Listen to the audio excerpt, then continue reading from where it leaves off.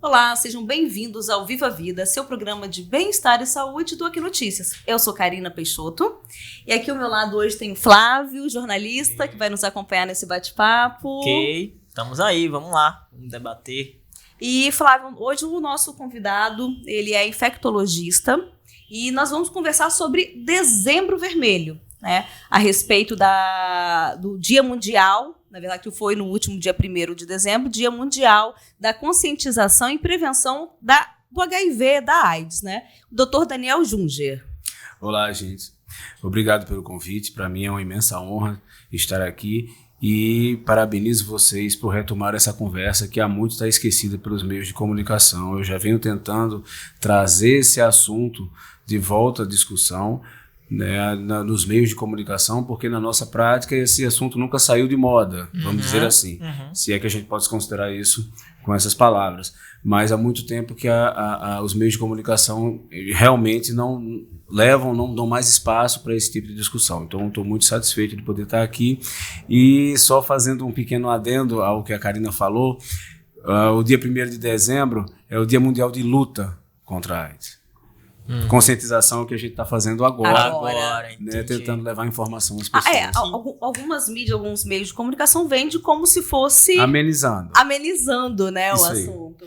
Então, assim, doutor, apesar de ainda existir a doença, né, porque assim, conforme o senhor relatou aí, parece que assim, a AIDS acabou, o HIV acabou. Apesar de ainda existir a doença, então assim, ainda existe um certo estigma para falar sobre ela. Como é que o senhor avalia essa questão? Na verdade, tratar HIV é relativamente fácil para quem tem treinamento para isso. Então, o que eu acho mais difícil na minha prática clínica atualmente é conseguir tratar o preconceito.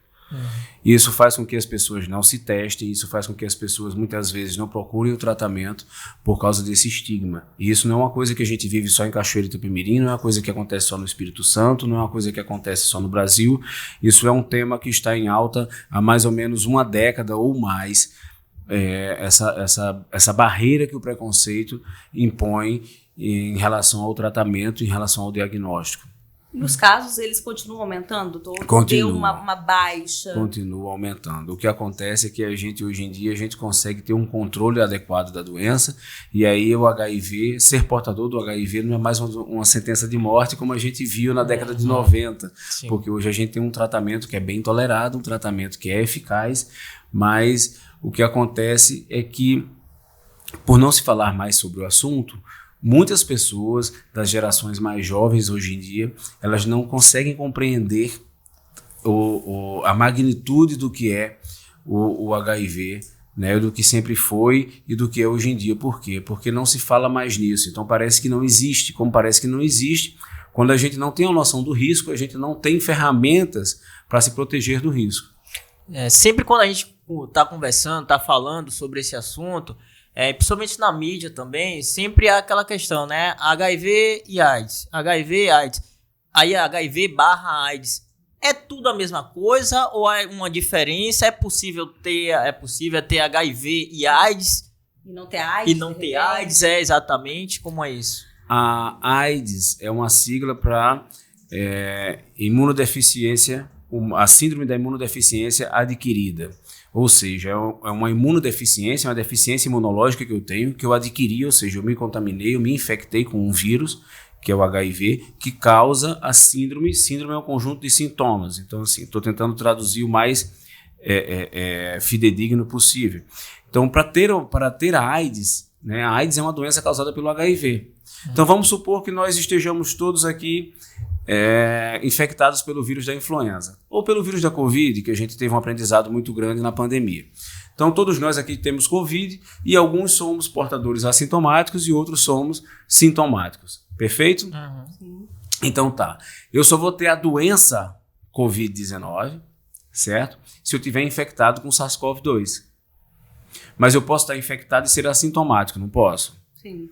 Então, quem tem só HIV, ou é porque está tratando, ou porque ainda não desenvolveu os sintomas. Quem faz o tratamento regular, de forma adequada, quem teve um diagnóstico precoce, provavelmente nunca vai desenvolver sintomas, então será apenas portador do vírus HIV. Algumas pessoas tiveram um diagnóstico já numa fase tardia, começaram a tratar, se recuperaram dos sintomas, descobriram já na forma de AIDS, trataram AIDS, e continuaram sendo portadores do HIV porque, infelizmente, até hoje ainda não descobrimos a cura, mas nós temos um controle adequado, semelhante a diabetes, hipertensão, enfim. Então, a AIDS é uma doença causada pelo HIV. Isso surgiu, essa dicotomia, essa divisão entre os termos, de forma tão firme, tão sólida, ela surgiu justamente por causa do estigma. Tá? Entendi. Porque ter AIDS, né, é uma coisa que é muito estigmatizante. Então, ser portador do vírus, ser uma pessoa vivendo com o vírus, foi uma coisa que tornou-se mais socialmente aceita, por assim dizer. Sim. Quando, na verdade, se não controla o HIV, esse HIV vai fazer com que você desenvolva a AIDS. E ela existe variantes, né? O HIV existe variantes. Existe variantes do HIV, sim. E existe também pessoas diferentes de outras. Então, tem pessoas que têm uma propensão maior a ter determinados tipos de sintomas. Existem pessoas que têm uma propensão maior a ter determinados tipos de doenças oportunistas. Tem gente que tem doença oportunista mais cerebral, tem gente que tem mais pulmonar, tem gente que tem mais no olho. Tá? Então, é o tipo da coisa. Tratar para que eu não fique com sequelas, porque qualquer uma dessas doenças pode deixar sequelas mesmo depois de resolvidas. Doutor, o senhor estava falando aí agora há pouco a respeito dessa nova geração, né? Que assim, diferente da minha, da Karina, do senhor mesmo, né? Que tinha muita informação, né? Inclusive artistas famosos morreram por conta dessa doença, então era um pouco mais divulgado. Mas atualmente, a não ser nas escolas, não há uma comunicação massiva em relação a isso. E, portanto, essa nova geração termina aqui sendo um pouco negligente, né, com as questões de prevenção. Né? E a gente vai falar a respeito da questão das relações sexuais, né? Mas aí eu queria que o senhor explicasse, pensando muito nessa nova geração, né, essa galera aí de 18, 17, 15, 16, né, a respeito da prevenção. Né? Como é que a pessoa, né, pode pegar no caso uma AIDS ou adquirir o vírus HIV? É só pela relação sexual? Bom, em princípio sim. O HIV ele pode ser transmitido por relações sexuais e por contato com sangue contaminado. Esse contato com sangue contaminado não acontece mais em relação à transfusão sanguínea, porque a gente testa todos os hemoderivados. Todo o sangue que eu retiro de uma pessoa para oferecer para bancos de sangue, os bancos de sangue eles fazem os testes, e isso daí já não é mais uma ameaça no Brasil há cerca de 30 anos, mais ou menos. Tá? Mas o que acontece é que quem compartilha seringa, tá? Quem compartilha outros objetos que podem estar em contato direto com o sangue, porque não é porque eu usei alguma coisa que teve contato com o meu sangue que está jogada num terreno baldio que vai me dar HIV, certo? E é muito importante, a gente não pega AIDS, a gente desenvolve AIDS, a gente pega o HIV que, se não tratado, ele evolui até AIDS, tá? Então, é interessante porque esses dois termos deixam as pessoas confusas às vezes. Sim. Então, não se previne porque não se fala sobre o assunto. Isso está mais do que comprovado que E nem se bota medo mais, né? Porque antigamente se botava medo. Você tinha pavor. Existem trabalhos muito claros mostrando na Espanha, em Portugal e em outros países que quando a gente tem administrações públicas, quando a gente tem programas públicos que não falam sobre as doenças, esses índices aumentam, certo? Então, não falar sobre a doença faz com que as pessoas não se protejam, as pessoas negligenciem o risco, as pessoas banalizem o risco e elas não se protejam, certo? Eu só consigo tratar um problema que eu tenho quando eu reconheço o problema. Se eu tenho um problema de segurança pública na minha rua, por exemplo, né, as pessoas estão roubando, invadindo as casas, eu negligenciar aquilo ali, eu deixar minha porta aberta, não vai diminuir meu risco de ser roubado, pelo contrário, vai aumentar.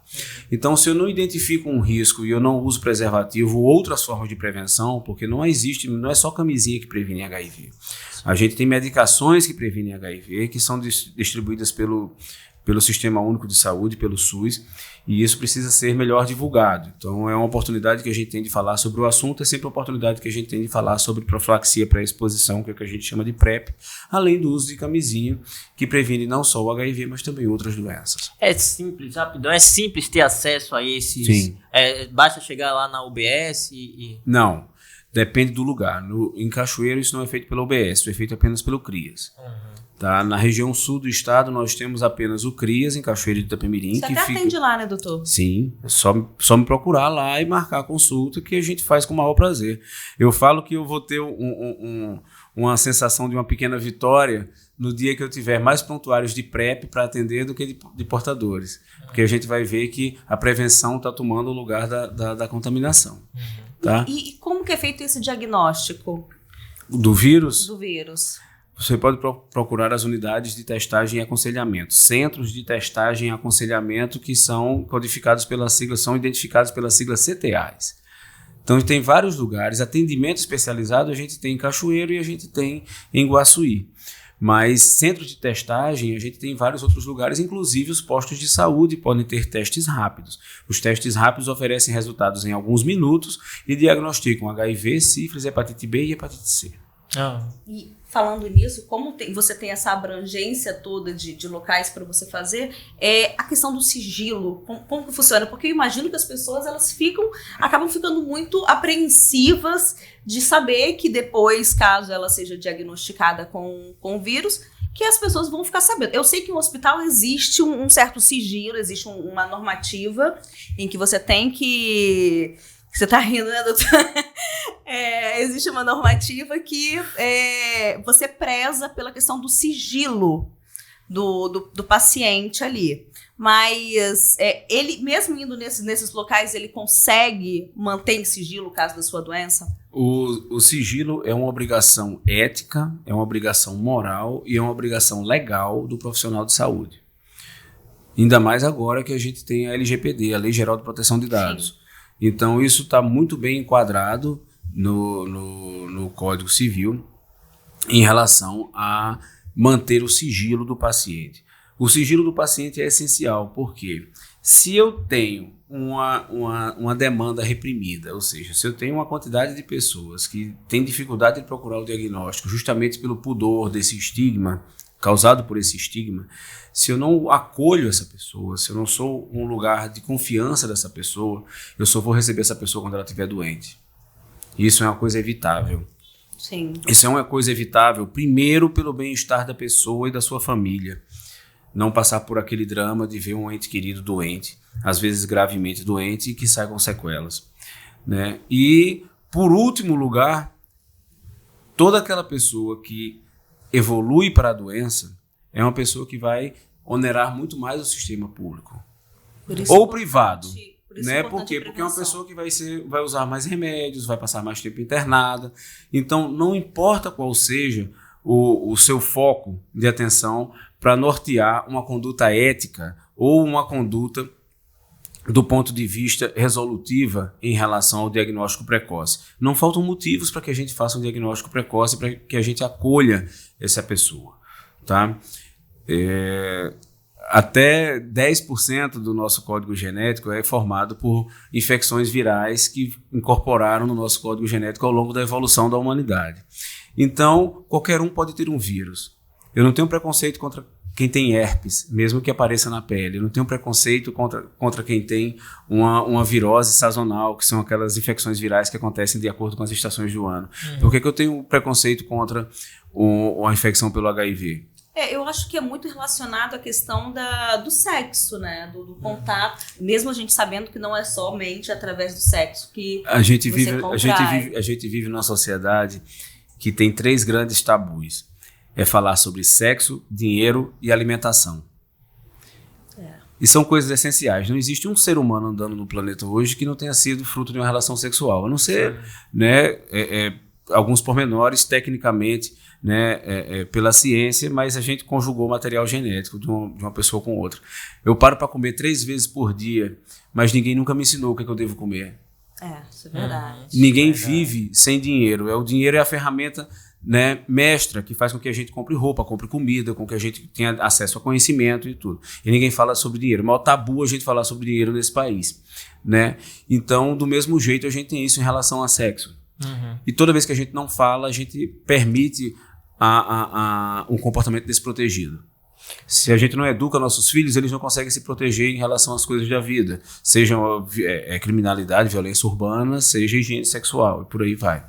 Tem uma questão, doutor, interessante a gente tocar, é em relação à eficácia desse teste, porque tem um termo aí o senhor pode esclarecer melhor, é a carga viral indetectável, né? Aí eu queria que o senhor fizesse essa relação entre a carga viral indetectável e a transmissão, uma possível transmissão e um diagnóstico. Tá. Bom, a carga viral indetectável, ela é... A gente assume que a carga viral está indetectável. Existem diferentes... carga viral indetectável quer dizer que a gente tem uma quantidade de vírus no sangue que foi testado. Eu tirei 1 ml de sangue, coloquei na máquina. A máquina rodou aquele exame e se naquela amostra de sangue tiver menos de 50 vírus por ml, menos de 50 partículas virais, o teste não consegue quantificar com exatidão, então ele dá como indetectável. Os testes mais modernos, os testes utilizados pelo SUS atualmente, eles dão um limite, um ponto de corte de 20 cópias por ml. Alguns testes feitos nos laboratórios particulares, 10 cópias por ml. A gente sabe que o paciente, quando ele tem menos de 200 cópias por ml, ele já não transmite mais. A partir do momento que ele tem menos de 200 cópias por ml, por 6 meses em diante, ele não é mais transmissível. Então é só colocar na internet, vocês vão ver facilmente, colocar I igual a I ou indetectável igual intransmissível. Vocês vão ver várias resoluções, vários textos de diversas fontes, né, a imensa maioria delas muito confiáveis, como fontes governamentais ou até não governamentais. A UNAIDS, por exemplo, que é o segmento da ONU, né, da Organização das Nações Unidas, que trata de AIDS, tem textos desde 2018, certo? Então isso já é sabido já há quase uma década que quem não tem vírus no sangue, não tem vírus na sua genitália, não transmite através das relações sexuais. Então isso é fato. A gente tem crianças que foram concebidas de casais sorodiscordantes, ou seja, onde um tem e o outro não tem o vírus, que tinham carga viral indetectável. Essas crianças estão fazendo 10 anos. Oficialmente, a gente sabe disso por estudos, os HPTNs, né? HIV Prevention Trials Network, que é a sigla de Network de Prevenção do HIV. A gente tem isso daí cientificamente comprovado desde 2018, mais ou menos. Uma das coisas, doutor, assim, que pelo menos para mim, eu tive essa sensação, né, de que assim, parece que a AIDS agora acabou, foi quando começaram a divulgar essas questões de coquetéis, né? O que são, o que são esses coquetéis, né? Assim, eles realmente pós a relação sexual, ou como é que funciona essa questão? Na verdade, coquetel é uma gíria que se desenvolveu quando a gente começou a tratar HIV, que a gente dava muito comprimido para o paciente. Eu lembro quando eu comecei a tratar HIV, tinha paciente meu que tomava 14 comprimidos só para o vírus por dia. Nossa, gente, muito. E hoje em dia a gente tem tratamento com 2 comprimidos ou até com um comprimido único. Certo? Isso é o que a gente tem agora. Mais coisas estão para aparecer por aí, mas em coquetel era por causa do... Hoje a gente tem a prevenção. Hoje a gente tem duas grandes armas para a prevenção do HIV do ponto de vista de medicamento. Sim. Não para tratar, mas são medicamentos semelhantes, né? Tanto para tratamento como para prevenção. Mas a gente tem a profilaxia pré-exposição, que é o que a gente chama de PrEP. Sim. Tá? A profilaxia pré-exposição, a PrEP, ela consiste em um único comprimido tomado diariamente. Você pode tanto tomar uma vez por dia, todos os dias, ou pode tomar a PrEP sob demanda. Por exemplo, eu sei que eu vou ter relação sexual num determinado dia, e aí eu tomo 2 comprimidos dessa mesma PrEP, 2 comprimidos até 2 horas antes do ato sexual. E aí eu tomo um comprimido no dia seguinte e um comprimido no segundo dia após aquela relação de risco. Tá? Isso chama PrEP sob demanda. Tudo que eu estou falando está claramente descrito na internet, de fácil acesso. Se colocar essas palavras que eu estou falando, elas se repetem. Tipo, se você for exposto ao vírus, no caso, você tomaria... Isso daí já é a profilaxia pós-exposição. Ah, entendi. Então, a PrEP eu começo a tomar antes de ter uma exposição de risco. Por exemplo, os períodos assim de carnaval, aí a pessoa já pode começar antes, tomar e... Deve. Deve. Na verdade, o carnaval não é um dia só, né? O carnaval são 5 dias, 6, para algumas pessoas até um mês. Então, no carnaval, eu recomendo que faça o uso diário da PrEP e comece um dia antes da folia, porque assim você vai ter um carnaval de boas lembranças e não uma ressaca, vamos dizer assim, do carnaval. O resto da vida, né, praticamente. Então, assim, a PrEP ela pode ser tomada dessas duas maneiras. É distribuída pelo SUS, Isso que eu ia tá? perguntar. Você tem consultas periódicas e você faz exames periódicos para ver como é que está sendo a tolerância do seu organismo em relação a essa medicação, que em geral ela é muito boa. A imensa maioria das pessoas não tem nenhuma intercorrência com isso. E você faz os exames para ver se você teve contato com alguma outra bactéria, alguma outra doença sexualmente transmissível, porque a PrEP ela só previne contra o HIV. No caso de eu ter alguma relação que foi completamente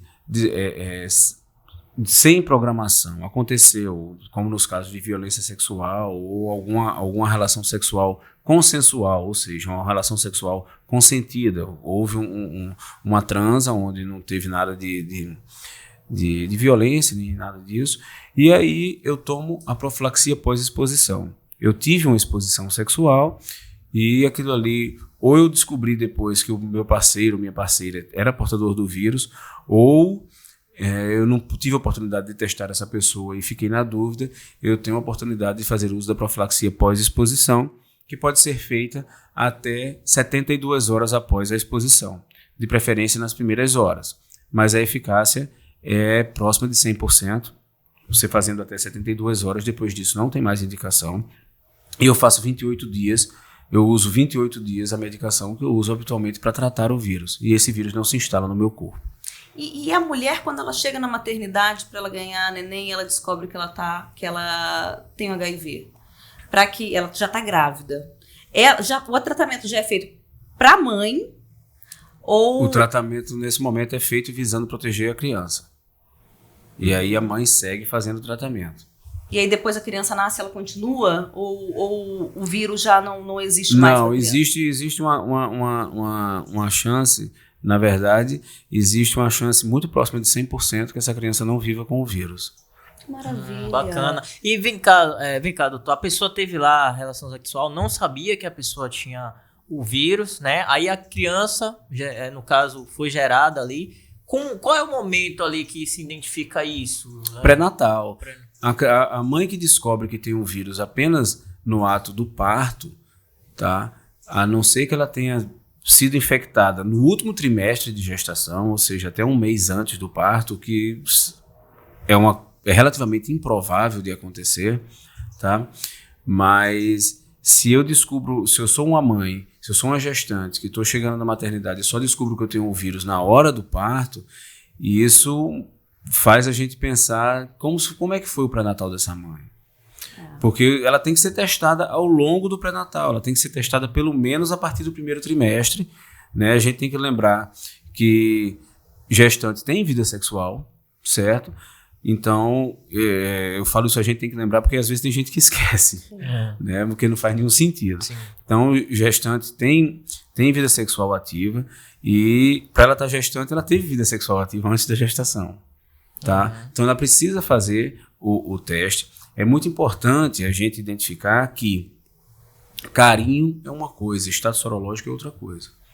Eu posso ter o vírus, posso ser uma pessoa que tem amor verdadeiro por alguém, mas eu não sei que eu tenho o vírus. E eu posso infectar outra pessoa. Sim. A gente só vai saber disso se testando. E são situações que a gente vê todo dia. Por isso que é importante essa informação, né? Então, assim, é natural que a gente se sinta acolhido por uma pessoa que tem carinho, que tem respeito, que tem amor pela gente, mas a gente tem que lembrar que aquela pessoa pode não saber que tem o vírus. Sim. Certo? Ela só vai saber que tem o vírus se ela testar. Olhando no olho, você não vai ver se a pessoa tem vírus. Né? Vendo se a pessoa é verdadeira ou não com você não vai saber se ela tem vírus, você só vai saber se ela tem vírus se ela testa.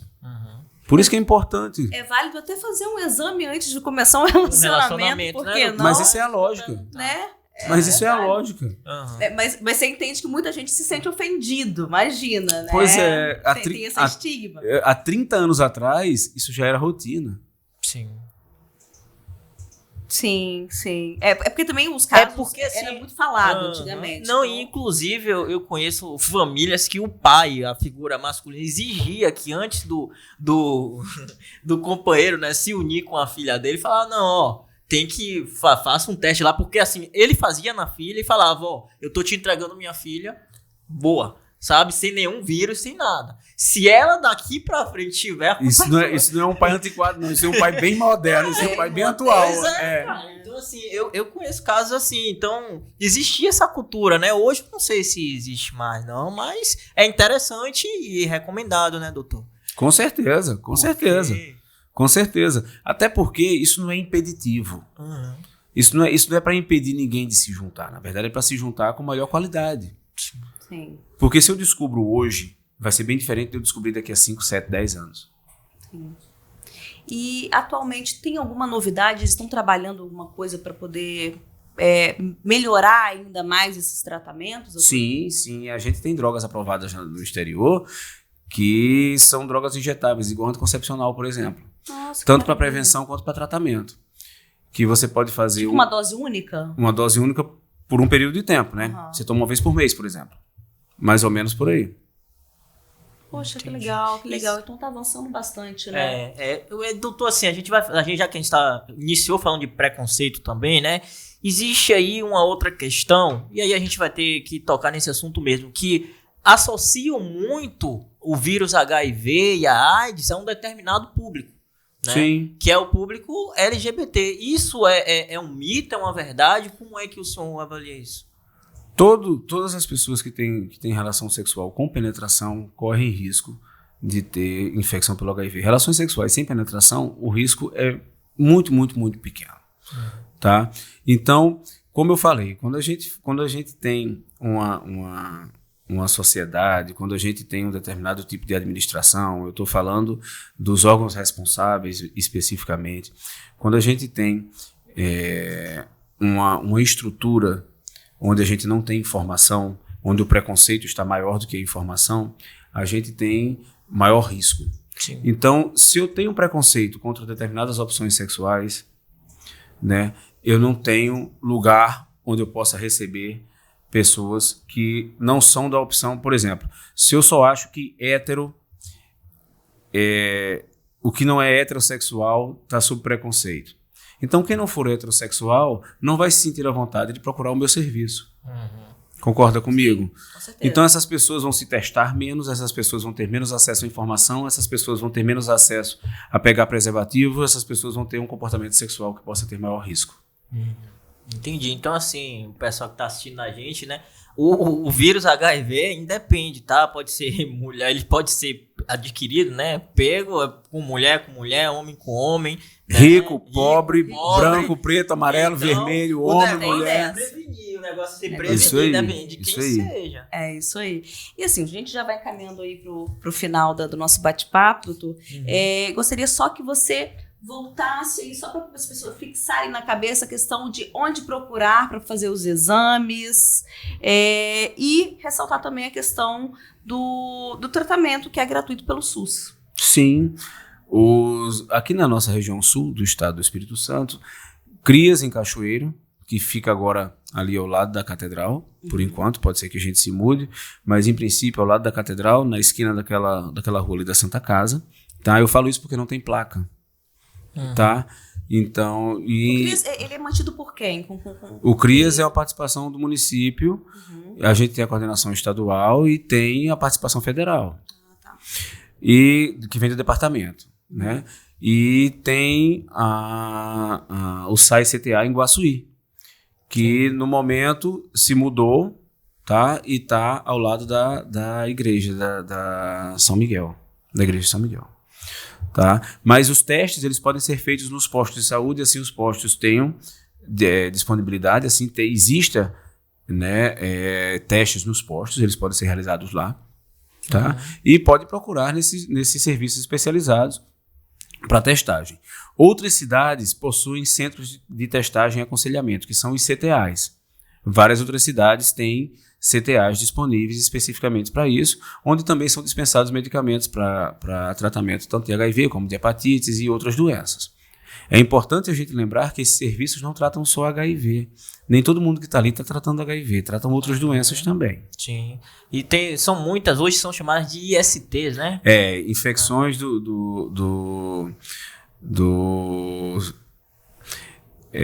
doenças sexualmente transmissíveis. Isso. Então agora são infecções sexualmente transmissíveis. Isso, porque na minha época eram DSTs, eu Isso tinha aí. lá a disciplina da escola, doença sexualmente Você tinha transmissível. disciplina na escola. Era Qual a diferença? isso. Páginas disciplina. amarelas. O Eram importante- as páginas amarelas.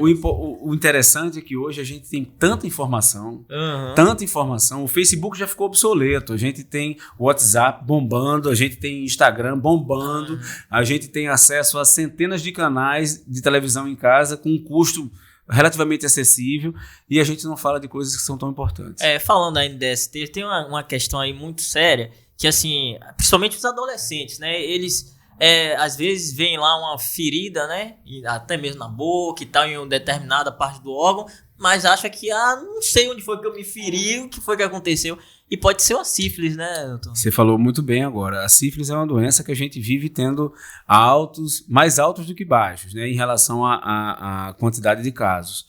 E realmente a sífilis primária, ela dá o que é a sífilis primária? É a primeira manifestação da primeira vez que a gente pega a doença. Ela dá uma ferida que não dói, aparece uma ferida que não dói em alguma parte do meu corpo que eu não quero mostrar para ninguém, não quero dizer para ninguém que eu tive uma relação desprotegida, porque vão ficar me julgando, é a primeira coisa que a gente pensa, quando na verdade é o contrário, o profissional de saúde ele não tá ali para julgar, quem tem a atribuição de julgar é o profissional da lei, não da saúde, né? Então, o paciente, a pessoa, o cidadão, o adolescente tem uma ferida que não dói, e fica torcendo para que aquilo desapareça. Aquilo vai desaparecer, mas a doença não vai embora. E anos depois ela pode acometer sistema nervoso central, como cérebro, pode acometer coração. Por isso que a gente trata a sífilis.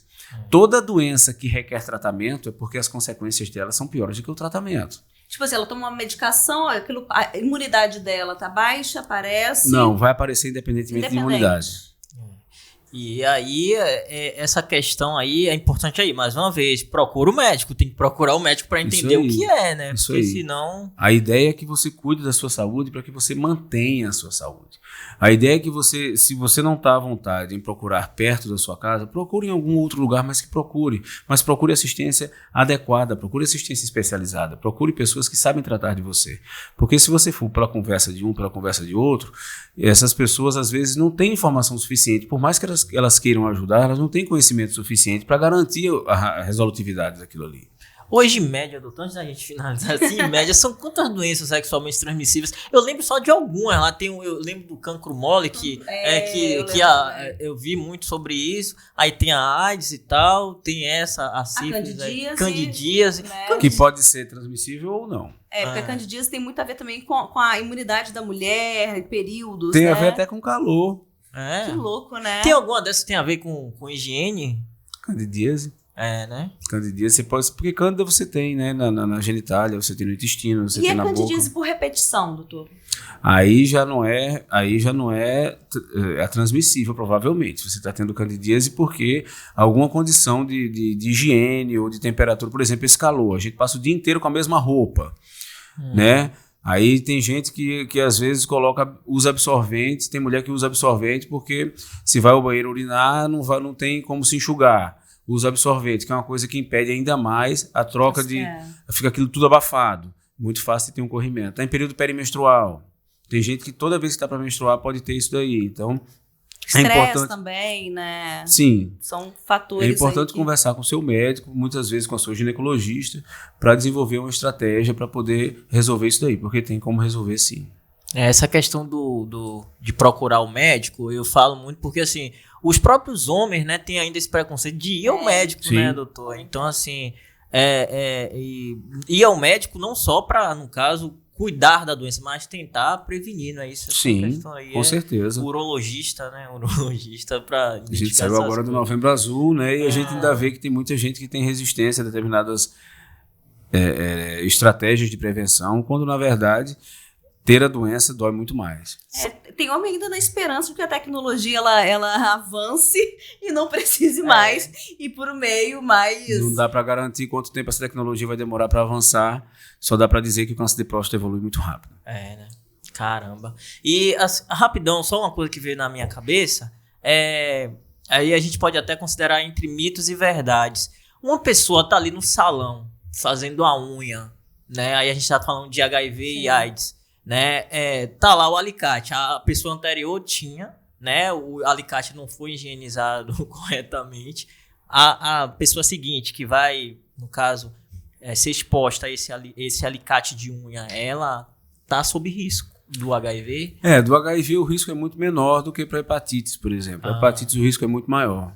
Hepatite B e C. E hepatite C também é algo bem pesado, né, doutor? Só que hoje em dia para hepatite C a gente tem cura. É só diagnosticar e tratar. Se demorar muito a diagnosticar, a gente pode diagnosticar já com cirrose. Porque ataca o fígado. E nesses ambientes, assim, quais os cuidados as pessoas têm que tomar para que evitem essas... O ideal, o mais prático é levar o seu próprio material. Sim, já leva o seu alicate ali higienizado. Mais prático do que verificar a estrutura de higienização que cada salão tem, porque assim, são detalhes técnicos bem específicos que para a população geral fica mais difícil de ficar atentando para todos eles. Então ter o seu próprio material, o seu próprio alicate de unha já é uma proteção.